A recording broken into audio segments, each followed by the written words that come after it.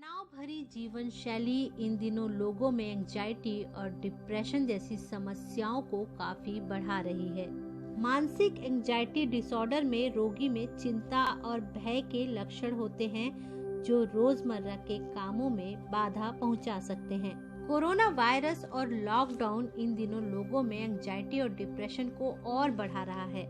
लोगों में corona virus का खतरा, इससे पीड़ित होने का भय, अपनों को खो देने का डर तो है ही, साथ ही लॉकडाउन के बाद आने वाले दिनों में नौकरी का खतरा और आने वाली मंदी के मार्ग की कल्पना लोगों को परेशान कर रही है।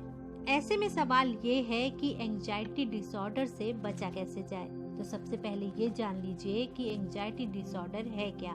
ये एक मानसिक रोग है जिसमें रोगी को तेज बेचैनी के साथ नकारात्मक विचार, चिंता और डर का आभास होता है।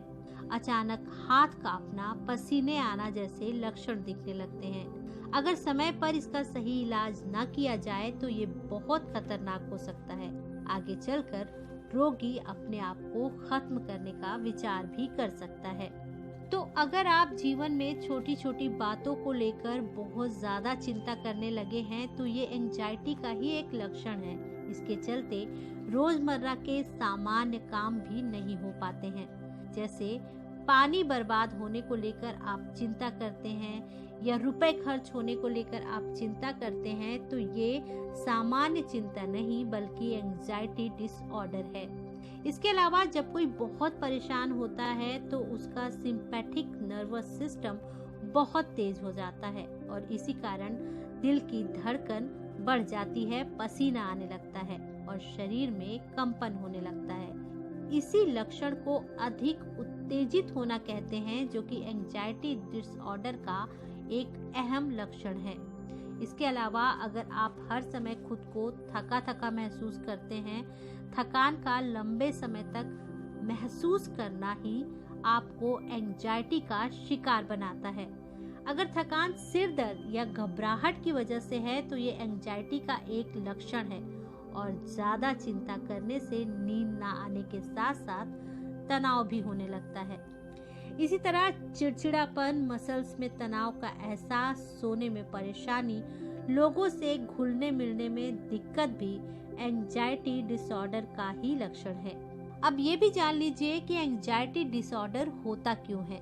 सबसे पहले तो ये जान लीजिए कि अगर आपके परिवार में कोई एंजाइटी डिसऑर्डर का शिकार है तो आप भी उसकी जद में आसानी से आ सकते हैं। यदि दादा में ये समस्या थी तो हो सकता है पोते में भी इसके लक्षण दिखाई पड़े। इसके अलावा घर का तनावपूर्ण माहौल भी आपको एंजाइटी का शिकार बना सकता है। जहां आप काम करते हैं वहां तनाव या फिर जो करीब हो उसकी अचानक मौत या प्रेमिका से ब्रेकअप जैसी स्थितियां एंजाइटी डिसऑर्डर के लक्षण हो सकते हैं। कोई शारीरिक परेशानी जैसे थायराइड, दमा, डायबिटीज या हृदय रोग से भी एंजाइटी डिसऑर्डर हो सकता है। डिप्रेशन से ग्रसित लोग भी एंजाइटी डिसऑर्डर की चपेट में आ सकते हैं। अगर कोई व्यक्ति लंबे समय से डिप्रेशन झेल रहा है तो उसके तौर तरीकों में गिरावट आने लगती है। इसके अलावा नशे का सेवन भी आपको एंजाइटी की ओर ले जाता है। साथ ही कुछ लोग परफेक्शन के चक्कर में भी एंजाइटी के शिकार हो जाते हैं। उन्हें कोई चीज पसंद ही नहीं आती बल्कि उनका अधिकतर वक्त नुक्स निकालने में निकल जाता है। लेकिन परफेक्शन की ये जिद जब फितूर या एक तरह की सनक बन जाती है तो ये एंजाइटी डिसऑर्डर को पैदा करती है। अब सवाल ये है कि एंजाइटी डिसऑर्डर का इलाज कैसे हो। तो सबसे पहले आपको किसी साइकेट्रिस्ट के पास जाना है और साइकोथेरेपी लेना है। साइकोथेरेपी की मदद से अपना इलाज शुरू करवाएं। इस थेरेपी में मन पर नियंत्रण करने की ट्रेनिंग दी जाती है। वक्त के पाबंद बने रहें और हर काम मन लगाकर और खुशी के साथ करें। आपको ये भी ध्यान रखना है कि आप कभी अकेले न रहें, हमेशा कुछ न कुछ करने में व्यस्त रहें और कभी भी खुद को अकेला न छोड़ें। अगर कुछ करने की इच्छा नहीं भी हो रही है तो सो जाएं और भरपूर नींद लें। सोचने में अपना समय बर्बाद न करें। एंजाइटी डिसऑर्डर में ताजे फल, सब्जियां, साबुत अनाज और फैट युक्त भोजन करें। ये भी ध्यान रखें कि जब भी भोजन करें उसे पूरा खाएं। बाहर के तले और अनहाइजीनिक भोजन को त्याग दें। भोजन करने के लिए समय निर्धारित करें और उसी समय पर भोजन करें। अपना मनपसंद संगीत सुनें। संगीत किसे पसंद नहीं, हर किसी का अपना पसंदीदा गायक और गीत होता है जिसे सुनकर झूमने का मन करता है। गाने सुनने से ब्लड प्रेशर नॉर्मल रहता है और इसी के साथ हार्ट रेट भी सामान्य रहता है।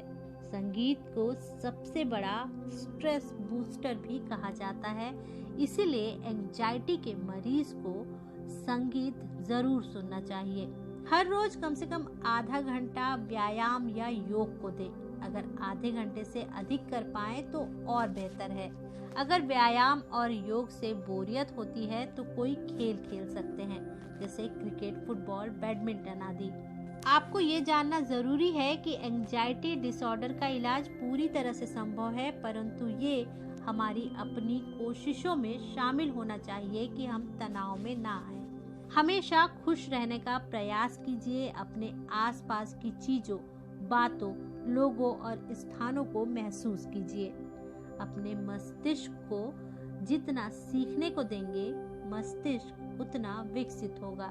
तो अपना ढेर सारा ख्याल रखें और अपने मन को भी शांत रखें। जीवन में हर पड़ाव आते हैं और बीत जाते हैं और हर समस्या का समाधान है, बस यही सोच बरकरार रखें।